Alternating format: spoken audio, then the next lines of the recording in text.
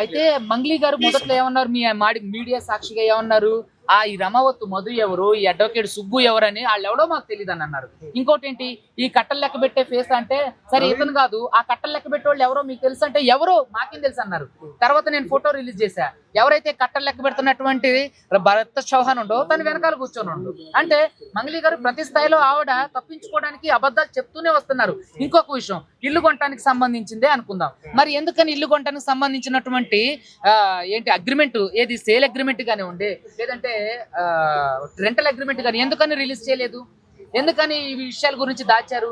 Shiva Chauhan press meet పెట్టిండు, ఏమని చెప్పిండు, మాకు వాళ్ళు ఎవరో తెలియదు, అప్రస్తుతంగా నాకు సంబంధం లేకుండా నన్ను తీసుకొని వెళ్ళిపోయారు. ఇప్పుడు నాకు సంబంధం లేకుండానే నేను ప్రెస్ క్లబ్కి వచ్చానా అంటే ఎవరో తీసుకొస్తే నేను వస్తానా? తీసుకెళ్ళి కక్షపూరితంగా వ్యవహరిస్తున్నారని చెప్పేసి అంటున్నారు. ఏమండి, కక్షపూరితంగా వ్యవహరించడానికి నాకు ఆవిడకి ఏ ఆస్తి గొడవలు లేవు. ఆన్ బిహాఫ్ ఆఫ్ నేను మా క్లయింట్స్ తరపునే పోరాటం చేస్తున్నా. అడ్వకేట్ సుబ్బు ఇప్పుడు ఆ క్లయింట్లు నన్ను ఈ కేసు నుంచి తీసేస్తే నేను పక్కకి వెళ్ళిపోవాలి. నాకు వాళ్ళకి ఎటువంటి లేవు. ఏదైతే క్లయింట్లు మనకు చెప్పిన ఇన్ఫర్మేషన్ ఉందో, ఏదైతే ఆధారాలు ఉన్నాయో ఆ ఆధారాలనే నేను మీడియాకి ఇచ్చా. ఆ క్లయింట్లతోనే మీతో మాట్లాడించి ఆ బాధితులందరూ కూడా మీడియా ముందుకు మాట్లాడించి అందులో మీరు కూడా ఉన్నారు. సో ఇందులో కక్షపూరిత చర్యలు చేయడానికి ఏముందండి? మాకు వాళ్ళకి ఏమైనా ఆస్తి తాగదలా, మాది వాళ్ళది ఏమైనా పక్క ఊరా, లేదంటే నేను ఏమైనా సినిమా ప్రొడ్యూస్ చేసి ఏమైనా నాకు మోసం చేశారా? ఇదంతా హిమాకాంత్ రెడ్డి ఫస్ట్ నుంచి మీ పక్కనే ఉన్నాడు, బాధితులు లెక్క తిరిగిండు. ఇన్ని రోజులు హిమాకాంత్ రెడ్డి అబ్స్కాండ్ అయ్యాడు, నిన్న అరెస్ట్ అయిపోయాడు. సో హిమాకాంత్ రెడ్డి అసలు అయితే హిమాకాంత్ రెడ్డి ఈ స్కామ్ బయటకు రావడానికి ఎవరైతే హిమాకాంత్ రెడ్డి ఉండో, హేమాకాంత్ రెడ్డి ఈ స్కామ్ బయటికి తీసుకురావడానికి సహకరించినటువంటి వ్యక్తి. నాకు తెలిసినంత వరకు అతను నాకు చెప్పిన ఇన్ఫర్మేషన్ అయితే, సార్ నేను బాధితుడిని, నా దగ్గర అన్ని డాక్యుమెంటల్ ఎవిడెన్స్ ఉన్నాయి, అన్ని డాక్యుమెంటల్ ప్రూఫ్స్ ఉన్నాయి. సో నేను ఒకవేళ నేను అరెస్ట్ అయినా సరే నాకు సంబంధించినటువంటి అన్ని ఉన్నాయి, నేను కోర్టుకి వెళ్ళినా సరే నేను ఈ ప్రూఫ్స్ అన్ని ఇస్తా అని చెప్పిండు. నాకు తెలిసినంత వరకు ఇప్పటి వరకు అయితే హేమాకాంత్ రెడ్డి బాధితుడిగానే నాకు తెలుసు. అదే ఇప్పుడు ఆల్రెడీ ఈఓడబ్ల్యూ అరెస్ట్ చేసింది కదా. ఇప్పుడు హేమాకాంత్ రెడ్డి పారిపోయినప్పుడు నేను నిజంగా హేమాకాంత్ రెడ్డి వైపు ఉంటే నేను యాంటిస్పెక్టరీ చేసాండి, కానీ ఆ యాంటిస్పెక్టరీ ఎక్కడ వేయలేదు. హేమాకాంత్ రెడ్డి వెళ్ళిపోయిన తర్వాత మనకి పూర్తిగా ఆయనతో ఉన్నటువంటి సంబంధాలు తెగిపోయినాయి. తనకు సంబంధించినటువంటి బాధితులు ఎవరైతే ఉన్నారో వాళ్ళందరూ కూడా మనతో స్టిల్ ఇప్పటి వరకు ఉన్నారు. సో వాళ్ళందరూ గద్వాల సిసిఎస్ లో కేసు పెట్టారు, గచ్చిబౌలి ఈఓడబ్ల్యూలో కూడా కేసులు పెట్టడం జరిగింది. సో హేమాకాంత్ రెడ్డి కూడా అరెస్ట్ అయింది కాబట్టి నిజాలు నీకు తేలితే, అలాగే మంగ్లీ వాళ్ళ తమ్ముడు కూడా అరెస్ట్ చేయాలి, ఎందుకంటే అతనికి కూడా బ్యాంక్ ట్రాన్సాక్షన్ జరిగినాయి కదా. మంగ్లీ గారిని కూడా అరెస్ట్ చేయాలి, ఎందుకంటే ఆవిడకు కూడా బ్యాంక్ ట్రాన్సాక్షన్ జరిగినాయి కదా. ఏ పర్పస్ లో జరిగిందో తెలియటం కోసమే అరెస్ట్ చేయమంటున్నాను నేను. ఎందుకంటే మొదటి నుంచి ఆవిడ కేసులో ఉన్నని ఆరోపణలు వస్తేనే బాధితులు చెప్తున్నారు. బాధితులు చెప్పడమే కాదు, ఆధారాలు కూడా చూపించారు. ఏ కోణంలో అరెస్ట్ చేయాలంటే ఈవిడకి వాళ్ళకున్న సంబంధం గురించి తెలియడం కోసమే. ఇప్పుడు ఆవిడని అరెస్ట్ చేయొద్దంటానికి అధికారం లేదు, ఎందుకంటే ఆవిడ మీద ఆల్రెడీ ఎఫ్ఐఆర్లు ఉన్నాయి. సో ఆవిడని కూడా విచారణకు పిలవండి సార్, అరెస్ట్ చేయొద్దు. విచారణకు పిలిపించి ఆమె బ్యాంక్ కు సంబంధించినటువంటి 2023కు సంబంధించినటువంటి అన్ని బ్యాంక్ ట్రాన్సాక్షన్స్, మంగ్లీ గారి చెల్లి వాళ్ళవి, మంగ్లీ గారివి, మంగ్లీ వాళ్ళ తమ్ముడు గారివి, మిగతా వాళ్ళ ట్రాన్సాక్షన్స్, రమావత్తు మధు వాళ్ళ ఫ్యామిలీవి, తర్వాత బాలాజీ నాయక్వి, హేమాకాంత్ రెడ్డి ఫ్యామిలీవి, అదే విధంగా ఏజెంట్లు ఎవరైతే దీంట్లో డబ్బులు వసూలు చేసినటువంటి ఏజెంట్లు ఎవరైతే ఉన్నారో, ఇదంతా కూడా కోర్టు నుంచి వచ్చింది, అడ్వకేట్ సుబ్బు తీసుకొచ్చింది కాదు ఇది. సో ఇందులో ఉన్నటువంటి ఏజెంట్లకు సంబంధించినటువంటి అన్ని బ్యాంక్ డీటెయిల్స్ తీసుకొస్తే అసలు క్లియర్ కట్ గా ఎవరు దీంట్లో స్కామ్.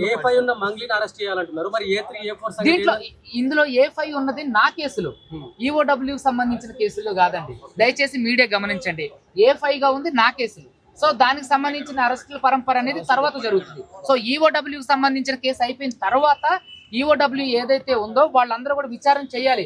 ఎవరైతే ఇప్పుడు ఇందులో ఉన్న ఈఓడబ్ల్యూలో కేసు అయిన పేర్లు చదువుతా ఒకసారి వినండి. దీంట్లో ఎవరైతే ఉన్నారో వాళ్ళందరినీ అరెస్ట్ చేసిన తర్వాతే ఇదిగో చూడండి, ఫస్ట్ రమావత్తు మధు, A1 రమావత్తు మధు, ఓకేనా.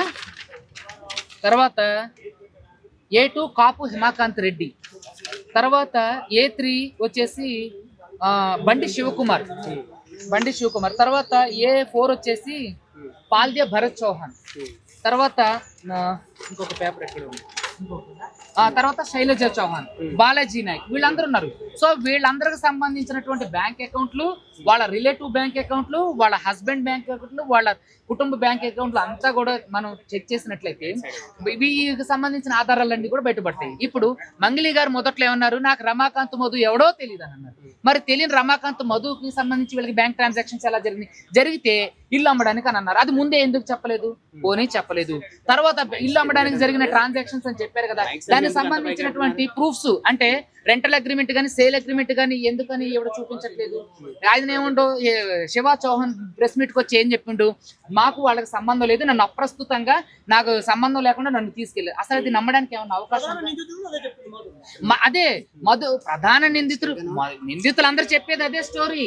నిందితులందరూ చెప్పేది ఏంటి? నువ్వు దొంగతనం చేసినావు అంటే ఏమంటాడో, నేను దొంగతనం చేశానంటాడా?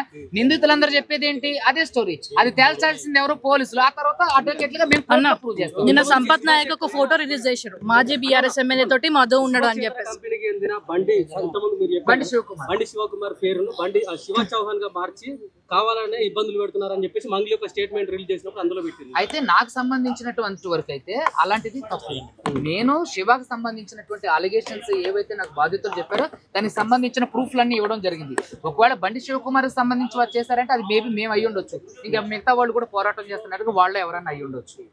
మాజీ బీఆర్ఎస్ తోటి నిన్న ఎమ్మెల్యే తోటి నిన్న ఒక ఫోటో రిలీజ్ చేసిన సంపత్ నాయక్, ఇదేమైనా రాజకీయ మలుపు తిరిగే అవకాశం ఉందంటారా? నాకు తెలిసినంత వరకు అయితే ఇంతవరకు రాజకీయ మలుపు తీసుకోవడానికి అవకాశం ఉన్నట్లుగానే అనిపిస్తుంది. ఎందుకంటే మీకు తెలుసు, మొదట్లో నన్ను ఆవిడ ఏది ఆర్బిట్రేషన్ పిలిపించినప్పుడు ఒక సెంట్రల్ మినిస్టర్ పేరు చెప్పి బెదిరించిందని, ఒక ఎమ్మెల్యే తండ్రితో ఫోన్ చేయించిందని తెలుసు.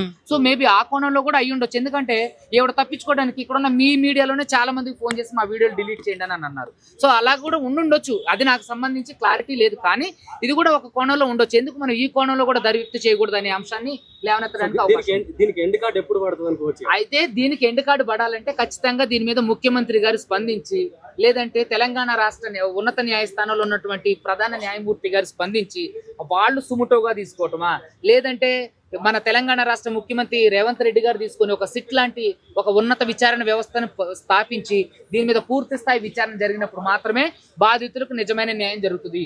ఈ ఈఓడబ్ల్యూ కానివ్వండి, పోలీసులు కానివ్వండి, సిసిఎస్ కానివ్వండి, ఇవన్నీ కూడా సంవత్సరాలకు తరబడిన ప్రాసెస్. ఇందులో బాధితులకు అన్యాయం జరగదు అంటే వాళ్ళు ఎక్కువ మంది చనిపోవడానికి అవకాశం ఉంది. So thank you.